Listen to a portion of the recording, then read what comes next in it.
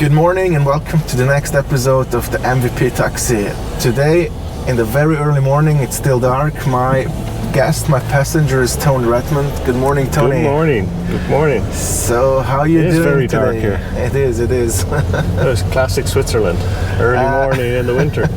Early morning in the winter without snow. Without snow. No snow, yeah. It's very dark. No, it's okay. The snow we just need in the mountains. We don't need it here in Zurich. In Zurich area, yeah. You was here now for a few days, and now actually we're really making a real taxi now. I'm bringing it to the airport. Yeah, it's great. You make a very good taxi driver. Yeah, we'll see. We're still stuck a bit in traffic, but I think we're gonna manage in time. Good. So how you doing? I can't complain. You can't complain, okay. So let's talk about you a bit. I guess everyone knows you who is looking at these videos. You are the Mr. MVP, let's say like this, with the guy with the name, the surname is the program, like Redmond is Redmond. Redmond is Redmond. Yeah, actually the first time I went to Redmond to meet Microsoft would have been about 95, and it was a bit of a thrill at the time to see the town sign come up. But but that feeling wore off very quickly. That was a long time ago. But for people who get you known, I mean, it's kind of clear that you have to be a part of let's say, of this tech world we are at the moment. Let's see. I mean, currently you're writing a book, or no, it's not true. You wrote a book with some other people about Office 365. But tell me more about it. I mean, it's not a classical book that you buy once. It's not a classic. It's not a book in the traditional model. So, about 5 years ago, a group of us were chatting about writing about Office 365, and there were some very experienced writers in that group. All of us had done traditional books. We had worked with people like Microsoft Press. To go through the classic publishing model where you sit down, you write books, you write, let's say, 15 chapters. Yeah. And each chapter is in a Word document or whatever, and you hand them over to a copy editor and a tech editor, and the tech editor checks all your text for mistakes and whatever, technical errors, and the copy editor tries to fix your English, and that's all great, and that takes a long time.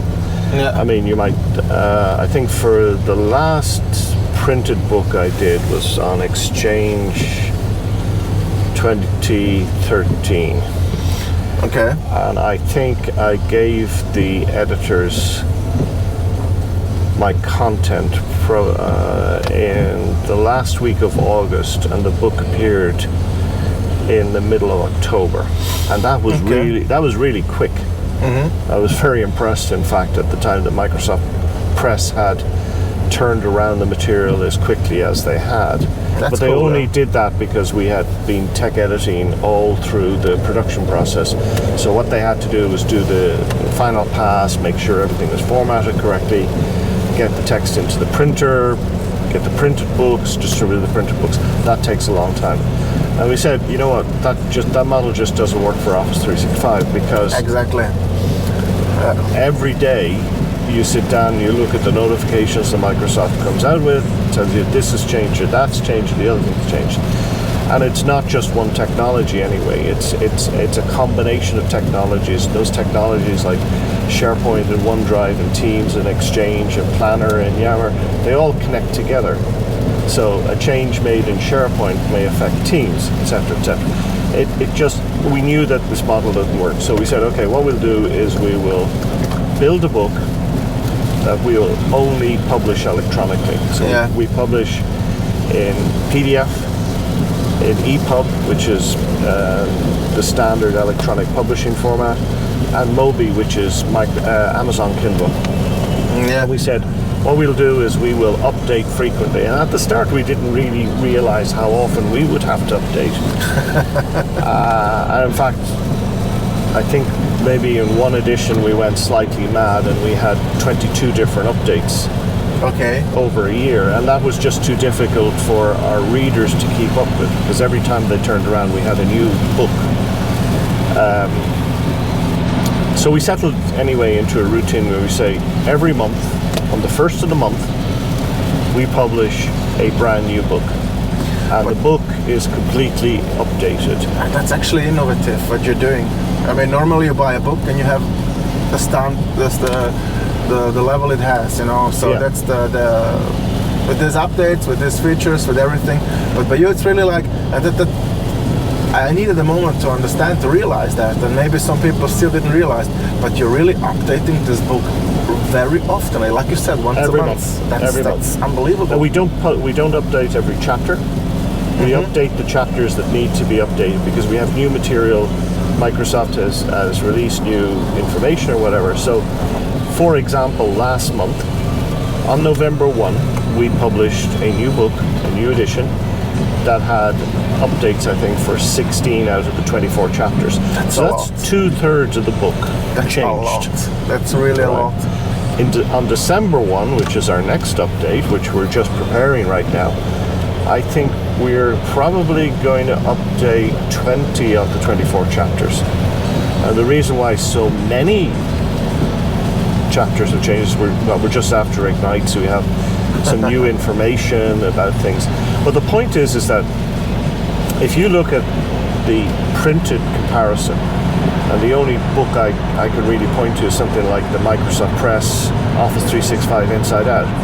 That book was released in I want to say summer 2017. Yeah. So much has changed since then. I mean, there's no way. It's kind of an archive function of the book. That's the start, the level we had in you can't. 2017. But I mean, if you read text that was written in summer 2017 and tried to apply it to Office 365 today, it just doesn't work. Yeah. It just does not work. So that was frequent updates are one of our things, and the second thing is we do publish a complete book, because unlike just saying, well, we'll put up a website, we'll put all the changes on the website, we say no, what we're going to do is we're going to integrate the changes into the text and create this new book, because it's important to see things presented in context. Yeah. For example, if somebody makes a change, if Microsoft makes a change in SharePoint Online or OneDrive for Business, they're making a lot of changes right now with sharing links. That's a pretty good example. Yeah. Because they're trying to get consistency across Office 365, which I absolutely think is a really good idea.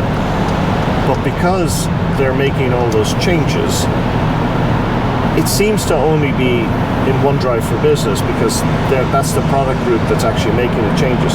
But it's affecting Teams, it's affecting Outlook Web App, it's affecting SharePoint Online.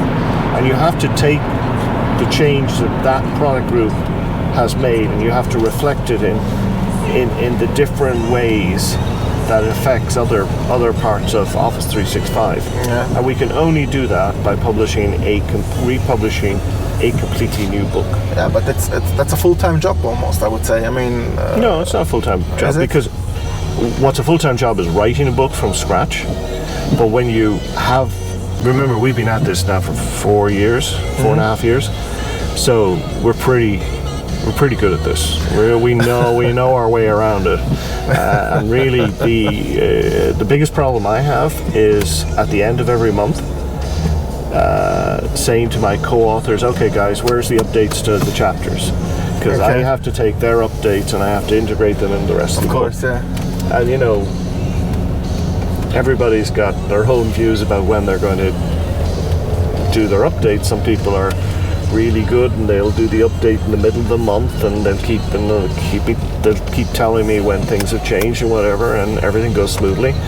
And other people just love doing it right at the end and giving me more grey hairs. Okay, let's come. Stanley Hansen, that would be you. Anyway, Yeah. So, props. I'm Paul Robichaud. Guys, you have also the chance to say about something when we make the hour ride together. Yeah. So, let's Yeah, see. go take Stanley. Ask him about writing to a Okay. deadline. Okay. So Like 23:59 on the last day of the month. Anyway, not important right now. okay, so we'll see. But we then sorry, one other last point about the book. Sure. We write in editions. So right now we're in the 6th edition. Yeah. And an edition lasts a year. And the reason why we have new editions is that once a year we look at the entire book. We do an end-to-end technical edit of all the material to make sure that it's still all valid, it's still all technically correct, it's still all consistent. And we also take the opportunity to remove stuff and put it into what we call the companion volume, which is 400 odd pages of material that used to be in the book that might still be useful to some people, but it really isn't in the book. It's not in the book anymore. It's not as valuable as it once was. Okay. And that allows us to keep the book to a reasonably manageable size. I mean, it's 1,200 pages at the moment. Yes. I don't want it to get any bigger than that. So I'm really keen that as we add stuff, we look at the material and we say, you know, can stuff come out to make room for this and that kind of thing. So it's an ongoing challenge. But once a year we publish a new edition. And then anybody who buys the edition, they get all of the updates for the year. So they get cool. If somebody buys it, let's say in July 1, which is when we typically issue a new edition, they will get 12 updates over the year. And they get 12 new books. That's cool. That's unbelievable. And it's brand new concept. I mean, I see it first time. Yeah. But let's be honest, this book is about Office 365, and you are some few writers about it. So it's a collaboration you're doing. Yes. Which tools you're using for this collaboration? And now there's actually just one answer we can accept, no? It's very simple. We use Word as the basic writing tool. SharePoint, I guess. We have a team, which is in my tenant, and everybody else is guest members of the tenant. And they're members of the team that we use to coordinate the production of the book. And of course, Teams has got a SharePoint site associated with it. So all the documents are in there, and we used out of the box Office 365 to produce this book. Good. That's what I mean. So the products are really good to use. Well, they work for us. I mean, but we're intensely distributed. You know, I'm in Ireland, Stale is in Norway, Paul Robichaud is in the United States. Our technical editor, Vasil Michiv, is in Bulgaria. Juan Carlos Martinez and Gustavo are in Spain. Brian Reed is in the United Kingdom. We're distributed, you know, we need something that works on a truly global level. And Office 365 does that for us using the tools, you know. And we use, for example, the OneDrive's sync client to make sure that everybody's got a copy of the document library right on their own PC so it can work offline. And we don't do anything except standard Office 365 to make this work. Okay, and all these people you said they're all around Europe and world. Yeah, yep. You meet them all. You met them for sure all at the Ignite. So how was the Ignite? Not everybody was at Ignite, but yeah, we tend to meet up at conferences. You know, the European SharePoint conference, for example, is next week. I'll meet a couple of guys there. Ignite was in. It's Microsoft Ignite. I always say it's Microsoft Ignite yes. Because there's another Ignite conference. So. The Microsoft Ignite conference in Orlando a couple of weeks ago. A number of us met up there, but we keep in touch through Teams. Okay, and let's come to the Ignite itself. How was it for you? I mean, it was later this year. It was in November. It was thankfully, the humidity was much nicer. Yeah, Orlando was much nicer in November than it was in September. Yeah, you're right. But at the end of the day, in the convention center, it's always cold. So that's true. This is true. This is true. And somehow this year they didn't announce where it went and where it's gonna be next year. Yeah, I think next year, 2020, there's a problem with the U.S. presidential elections, Yeah, right. which could take be. place in the same week as Ignite. Okay. It was held this week, or this year. So Paul Robichaud and I, we actually did a podcast with Anna Chu, who's one of the organizers of Ignite, Okay. a couple of weeks before the event, and we talked about the conference and how the conference comes together and the logistics and whatever. And one of the points that she made was that there's really only 2 locations in the United States that can accommodate Microsoft Ignite comfortably. One of those is Orlando, and the other is Las Vegas. Yeah, but I Nobody think really Vegas, wants to go back to Vegas. Yeah, because for people from Europe, it's a bit too far to travel there, and I don't even speak from Middle East. Huh? Well, I mean, it's only an extra hour or so, because remember that to go to Orlando, you have to come over the top and then go all the way down the U.S. East Coast. So the actual flight time to Vegas is it's pretty similar. Okay. Because you come right over Greenland and then straight down through Canada and to Vegas. I don't think that's the problem. I think the problem with Vegas is more like the time dislocation. So it's 8 hours versus 5 hours difference to the UK. Yeah. 6 hours versus 9 hours to Central Europe. And that extra 3 hours makes a bit of a difference. So that's one thing. And the second thing I think is that there's so many tech conferences in Vegas. And Vegas is Vegas. If you like it, it's great. If you don't like it, it's not so great. I was once there, but not for tech community. I went with my wife there, so. I have lost count of the number of tech conferences I have been to in Vegas. Better lost count than lost money, huh? So. I've never gambled in Vegas, so I'm happy. As long as I never gamble, I feel that I will never lose money. Yeah, that's right. I mean, Vegas has got some incredible restaurants, and it's got some incredible shows. So if you go to Vegas and you ignore all the tack, and you just concentrate on what it's really good at, which might be just attending a tech conference in the evening, going and looking at some of the great shows that they've got, and maybe having some of those really nice meals. You'll probably enjoy yourself enormously. But anyway, so we'll wait for Microsoft to make their decision about where it's going to be held next year, where Microsoft Ignite is going to be held next year, and. So, what do you think when they're gonna make some announcements? I have no idea. No idea. I'm sure negotiations are proceeding. Oh yeah. This. You don't move a big conference like this without a lot of planning. That's for sure. And how was it in general for you? I mean, I heard that people are saying, TechEd was better before because bigger announcements. But I mean, these big announcements cannot be anymore since we are talking about the cloud, which I think changes all the time. I think you're right. The old days when you could have a single conference where Microsoft would bring out all the announcements to, and the announcements would be delivered on an annual basis, are gone. Change happens all the time. So there weren't a lot of new announcements at Microsoft Ignite. There wasn't a lot that surprised me because I heard about them before. Microsoft does a reasonable job of leaking information before Ignite. Let's put it like that. Okay. And so I don't go to Ignite for the announcements. Well, I go to Ignite for networking, I would say. Networking, definitely.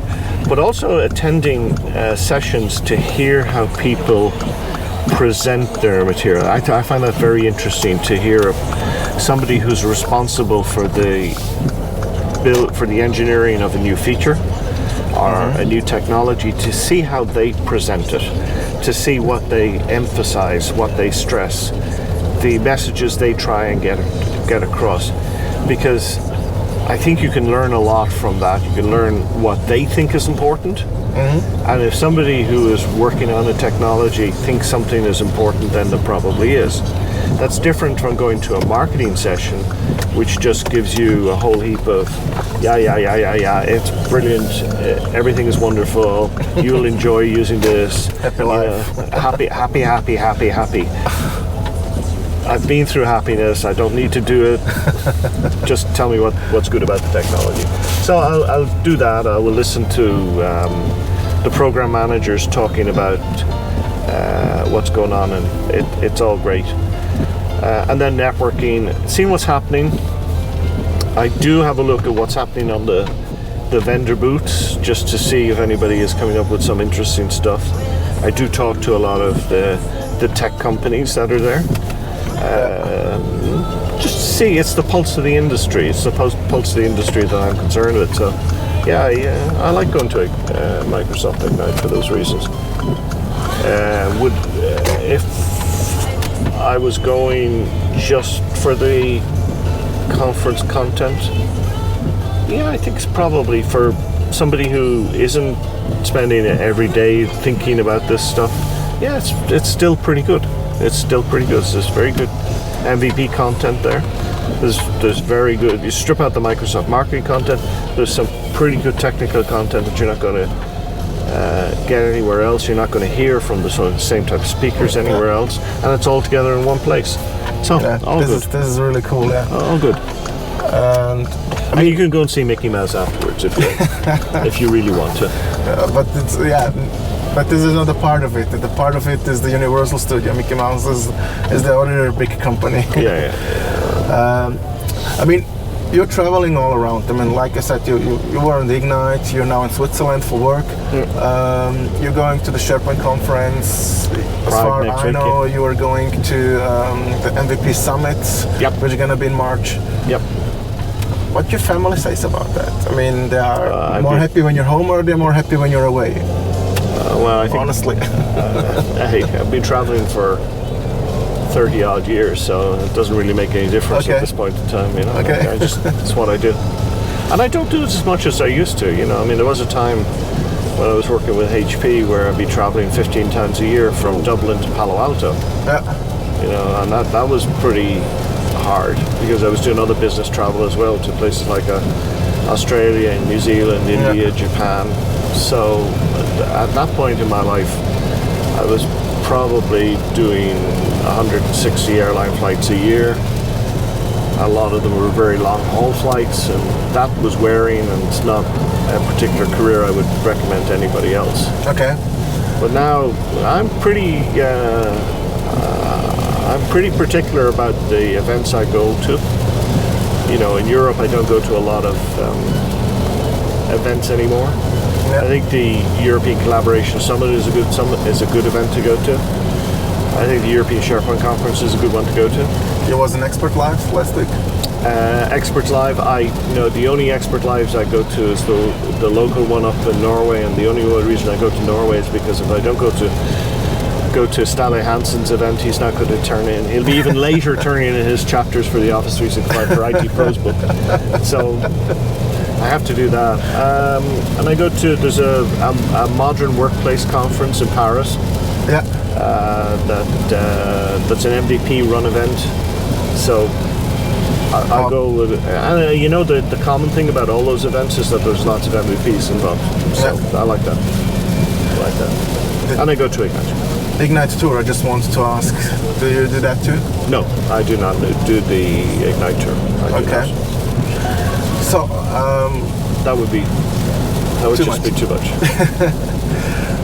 Tony, you are, I guess, Mr. Exchange. I mean, or no, let's say Mr. Email. I mean, I think, as far as I know, maybe I'm wrong, but you're making email for some time. How you see the way Microsoft is going with messaging? I mean,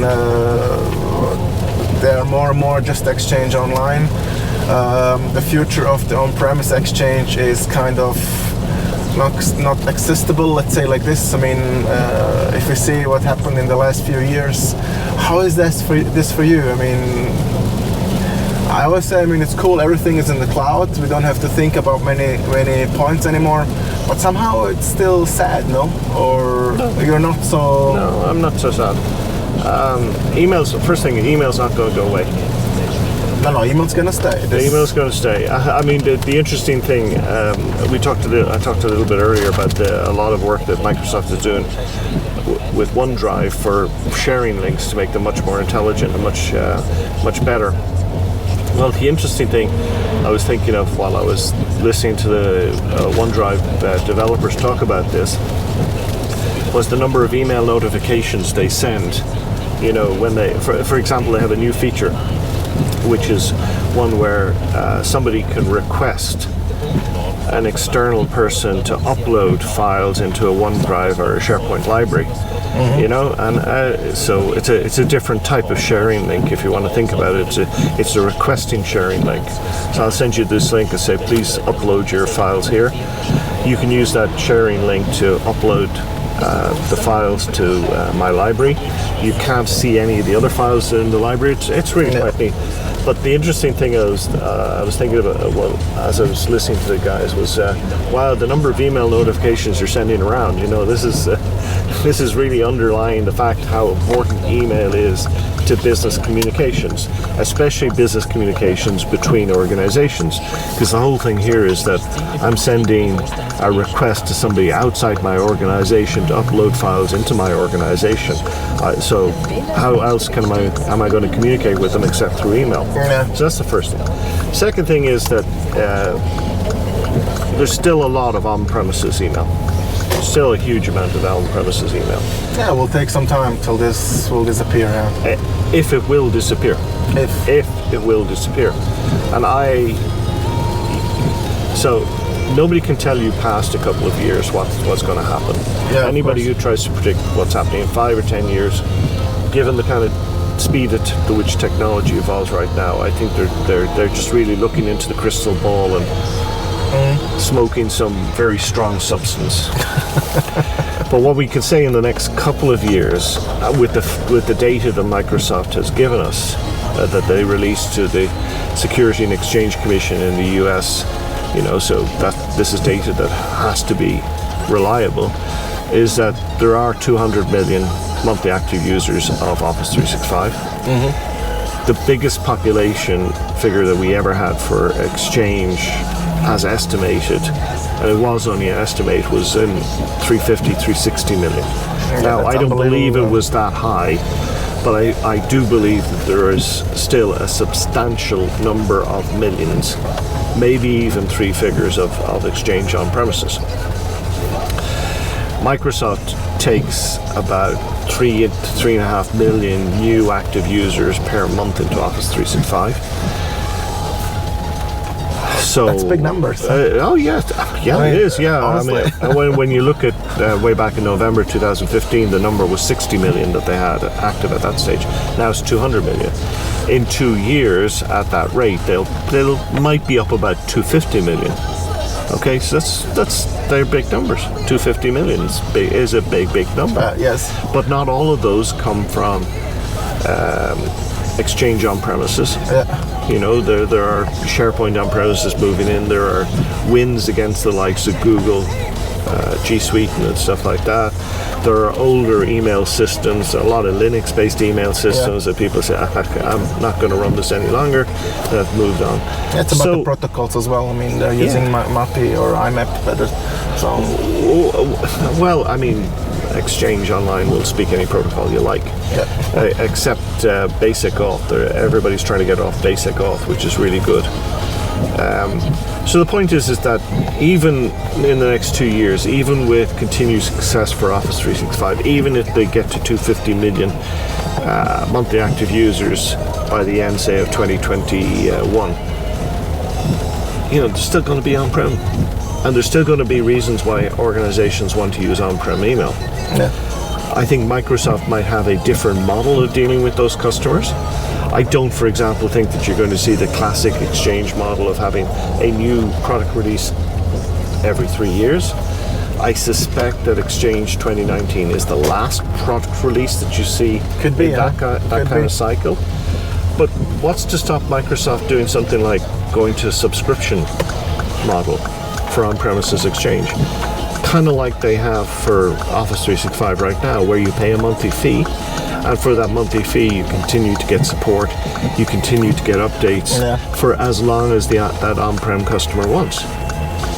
I could see that happening. I also see that something in this direction will be, because Satya also said, for example, for the operating system, Windows 10 is not the basic topic anymore for them. It's simply the place to have.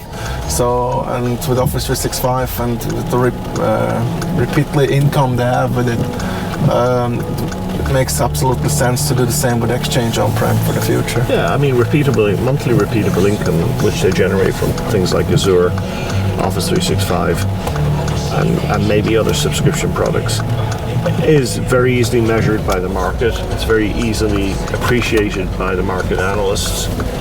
And it's scalable. And it is driving the Microsoft stock price right now. That's absolutely true. So it wouldn't surprise me to see Microsoft continue to do that. But that's 2 years out. On-prem doesn't go away in 2 years. So if anybody's working on on-prem Exchange right now, or on-prem SharePoint, on-prem SharePoint isn't going to go away. Interesting thing that did come out of Microsoft Ignite was Jeff Teeper saying, okay, great news, SharePoint Online is now at 100 million active users. My first reaction was, okay, that's 100 million. So why are the other 100 million Office 365 users not using SharePoint? And what's happened to the 100 million users that are still on-prem? Yeah. Because he's talked in the past of SharePoint in total having 200 million. So, there's a lot of... you got to put all these numbers, pieces of data together, and you start seeing the picture a little bit more clearly. So there's still a lot of on-prem stuff going on, and by the way, hybrid connectivity is one of the big reasons why Microsoft is so popular with enterprise customers, is it allows them to have that flexibility. It's not all in the cloud like you'd have to go with Google, for example. Yeah, right. And Google is still the opposition, if you like, for Office 365. It's still the only real opposition. I don't see the Facebook stuff or the Amazon that's something stuff different. being. So Tony, yes, we're here. You're doing a great job here as being a taxi driver. That was a great circle around the suburbs of Zurich. Yeah, so now you know how another taxi driver shouldn't bring you, huh? So Yeah. Well, I recognized a few of the suburbs, so that was nice. Here on the left, people are not going to see this on the video now, but here on the left there will be the circle. That's from Microsoft. Oh, the new Microsoft Zurich, Switzerland headquarters. You're going to see it on the left. It's still under construction.